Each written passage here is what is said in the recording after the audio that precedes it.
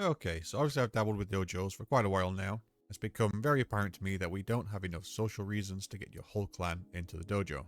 Realistically, on a day-to-day basis, you'll see a few of your clanmates pop in for trades, and maybe a few of your newer tenno pop in to claim some MR fodder from the labs. And with that being said, there are ways to drive interest in your dojo. One of the easiest ways to do that is to host a fashion show. Now in today's video, I'm going to be building a new cyberpunk fashion show for Viceroy Cinder. But as we progress with this build, I'm going to give you some tips and tricks to host your own fashion shows that are applicable for any theme that you pick.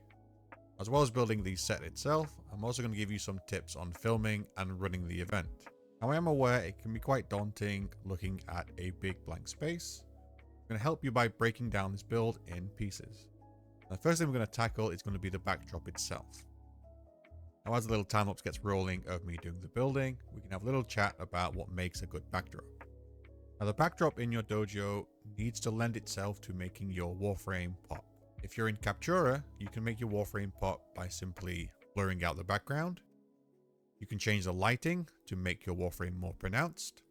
We don't have access to those kinds of tools in the dojo. We only have a basic free cam. But something we can do is use physical objects to funnel your eyes towards the subject matter and have your subject matter against a plainer background than its surrounding. So in my example, I'm building this cityscape. I'm going to create a big valley in the middle that leaves a big chunk of skybox open to put my warframe against, while also providing some dark contrast to help frame the warframe. Your framing doesn't need to be as elaborate as mine. A simple archway will suffice, or a simply decorated piece of wall that helps pull your eyes into the warframe and makes the warframe the focus point. Our final backdrop tip is you might not want to use shadow art or tributors in this space. It's not a big deal if you want to use them, but understand that it will affect ephemeras.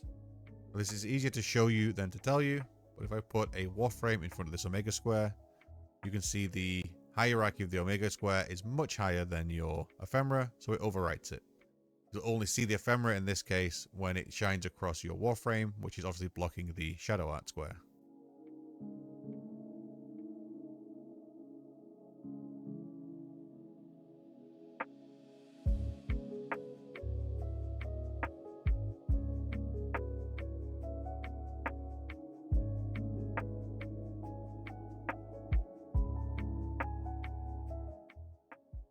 One thing I'm doing throughout this whole building process is testing where I want my main stage to be. I'm doing that by constructing a small platform for my warframe to stand on. You can see it here, this little box on this shot. And what I'm doing is I'm making sure that I can get the shots of my warframe that I want without showing any bits of stage that are undecorated. And of course making sure that nice open backdrop I'm trying to create doesn't get encroached on too much by the buildings. Now this relationship between your main stage and the backdrop is something you should be testing all the time, even if it's a small stage where the backdrop is really close. The last thing you want to do is pile a bunch of time and a bunch of resources into building something that you then need to delete because you can't get the shots that you want.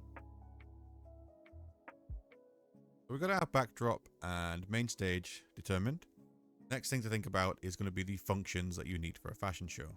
And one of the more dull things to get out of the way is a queuing system. The queuing system comes in handy twofold. Primarily, it's going to help you run your event, so you know who's been shown, you know who to call up next. So in that regard, it makes the admin of the actual fashion show a bit easier. Second reason is you want to put your participants and people that are waiting away from your main stage so they don't encroach on any of your shots. And because people can't see where you're viewing in free cam, it's very easy for people to walk in the front of your shot without realizing. The safest way to avoid this is simply have a queuing zone out of the way so you can keep that main stage nice and isolated. The last thing we cover before we get to the camera work is going to be the lighting in this room.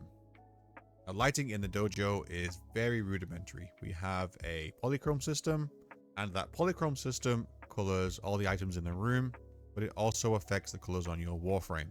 But if you switch to a polychrome that is super dark, you'll find you kill the colors on the fashions on show.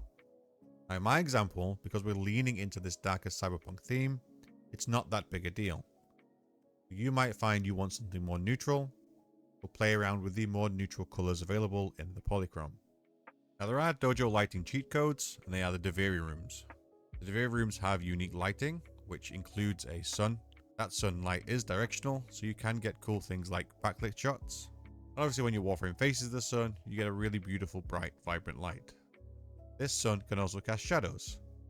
These shadows are unique in the dojo, but even if you turn character shadows off to remove dojo shadows, these shadows still remain.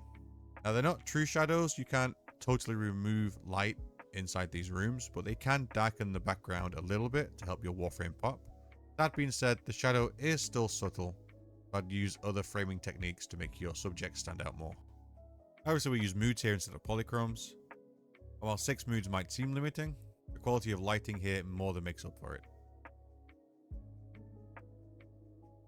Okay, so the next 2 tips are to do with camera work on the night. The first thing you need to learn how to do is enter constrained movement.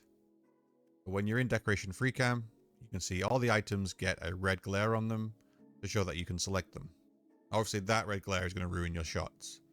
What you need to do is select an item out of the shot, use constrained movement on it, and that will preoccupy the item select, that when you go back to look at your subject matter, that red shine won't happen. Now you need to learn how to activate this mode, essentially with your eyes closed.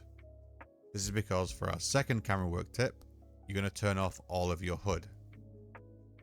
Now, removing your HUD means there are no distractions on the screen, nothing there to detract from your shots, but it is going to remove the key that you use for decorating.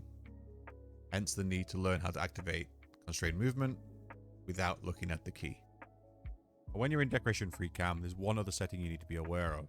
That setting is called advanced mode. You want to make sure this is toggled on. I can change my toggle with L3, check what it is on your respective platform. The problem with this setting is if you're in non-advanced mode, you can't select constrained movement. If you're struggling to use constrained movement when you're in HUDless mode, you've likely switched this setting over. Simply tap the toggle again, then you'll be able to activate constrained movement and carry on as normal. Okay, so as we head into the final time-lapse of the video, I can tell you a bit more about this build in particular. Now this build is for Viceroy Cinder, I've already mentioned her in the video. And to attend her events, you simply need to drop her a little follow on Twitch so you know when she's live. And the day of the event, just show up. There are no waiting lists, you just ask for an invite into the dojo, get in line, and show your nice fashion. I appreciate this video feels like a text dump. If you have any comments or queries, please put them in the comments, I'll answer them as best I can. Of course, any likes, subs are massively appreciated. And we are getting really close to 1,000 subs. As a special treat for you guys who have stuck around to the end of the video, keep an eye on the next few videos. When we cross that 1,000 sub threshold, I will put a platinum giveaway in that video. Alright guys, peace out. Catch you in the next one.